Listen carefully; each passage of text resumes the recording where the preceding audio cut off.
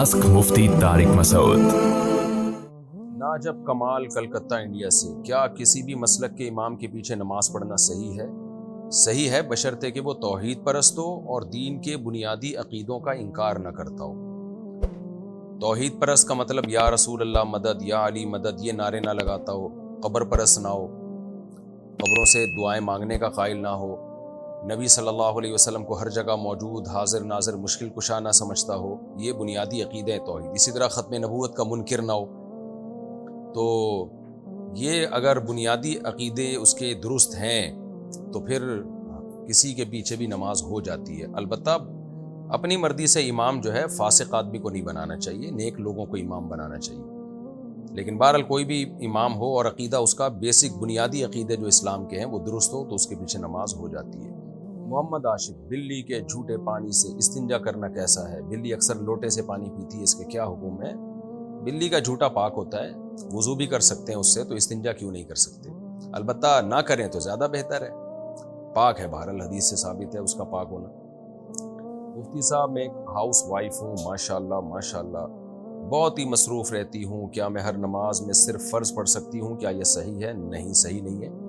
सुन्नत मुअक्कदा आपको पढ़नी पड़ेगी। इतनी मसरूफियात के नमाज ही के लिए टाइम नहीं निकल रहा, ये ठीक नहीं है। सुन्नत मुअक्कदा, सुन्नत की दो किस्में, गैर मुअक्कदा जैसे असर से पहले की 4 सुन्नत है या इशा से पहले की सुन्नत है। लेकिन जो मुअक्कदा सुन्नतें हैं वो नमाज ही का हिस्सा हैं।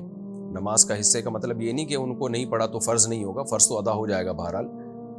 लेकिन इस तौर पे नमाज का हिस्सा है कि नबी सल्लल्लाहु अलैहि वसल्लम ने जब भी फ़र्ज़ पढ़े हैं उनके साथ वो सुन्नतें पढ़ी हैं और वो सुन्नतें अलग से नहीं पढ़ी जाती। इससे पता चलता है कि वो नमाज ही में इस लिहाज से वो नमाज का हिस्सा है।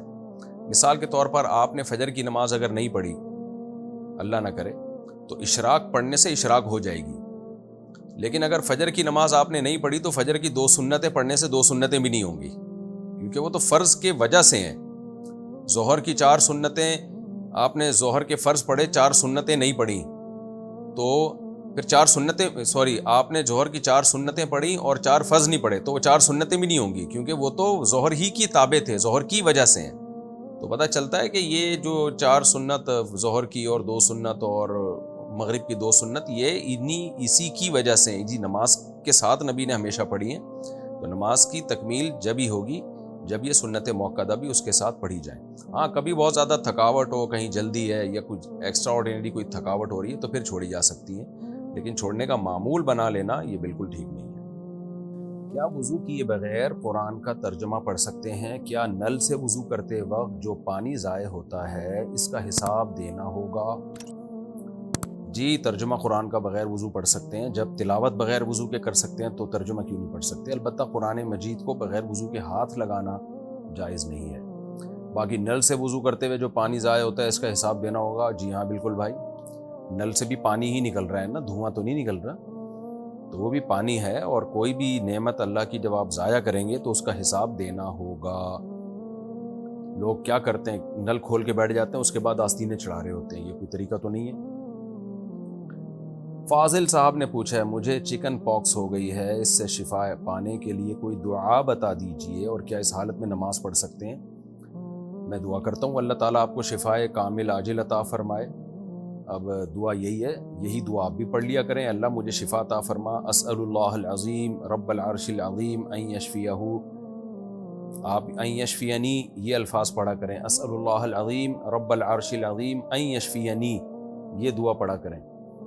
वरना उर्दू में अल्लाह से 2 रकत पढ़ के दुआ मांग ले। बाकी इस हालत में नमाज पढ़ सकते हैं, पढ़ना फ़र्ज़ है, हर कीमत पे नमाज पढ़ना फ़र्ज़ है। मैदान जंग में, जिहाद में नमाज छोड़ने की इजाज़त नहीं, तो चिकन पॉक्स में कहाँ से इजाज़त होगी? अलबत्ता ये ज़रूर है, चिकन पॉक्स में और चेहरे पे अगर दाने हैं और डॉक्टर ने वुज़ू से पानी लगाने से मना किया है, क्योंकि पानी से मैंने सुना है कि वो दाने बहुत ख़राब हो जाते हैं। बहरहाल पूरी तहकीक तो आपको डॉक्टर ही बताएगा। तो फिर ऐसी सूरत में तयम्मुम की गुंजाइश है।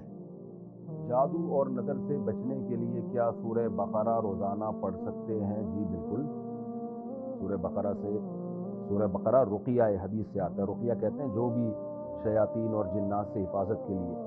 तो लेकिन आप वैसे कुरान की रोज़ाना तिलावत करें, पहला पारा, दूसरा पारा, 30 दिन में कुरान ख़त्म कर लिया करें, क्योंकि रोज़ाना आप सूरह बकरा ही पढ़ेंगे तो बाकी कुरान रह जाएगा आपका। اور رقیہ کے لیے کبھی کبھار سورہ بقرہ پڑھ لی، لیکن کنٹینیوسلی آپ قرآن الحمد سے لے کے والناس تک ختم کیا کریں تاکہ پورا قرآن ختم ہو، اور کبھی کبھار سورہ بقرہ پڑھ لی، اور روز جو معمول جنات اور جادو سے بچنے کے لیے وہ سورہ فلق اور سورہ ناس، قل هو اللہ احد، سورہ فلق، سورہ ناس، یہ 3 صورتیں رات کو پڑھیں اور اپنے اوپر دم کر لیا کریں، پھونک ماری اور پورے جسم پہ ہاتھ پھیر لیا۔ کیا فرض نماز میں سجدہ سہو کر سکتے ہیں؟ کیوں نہیں کر سکتے میرے بھائی، فرض نماز بھی تو فرض ہی ہے، اگر سجدہ سہو واجب ہوا ہے تو کریں، بلا وجہ نہ کریں۔ غلام حیدر، سعودی عرب سے، میں اپنے بابا کے لیے روزانہ نفل پڑھتا ہوں، کیا یہ جائز ہے یا نہیں؟ جائز ہے، لیکن صدقہ خیرات کو زیادہ فوکس کیا کریں۔ اللہ آپ کے والد کی مغفرت فرمائے، ان کے درجات کو اللہ تعالیٰ بلند فرمائے۔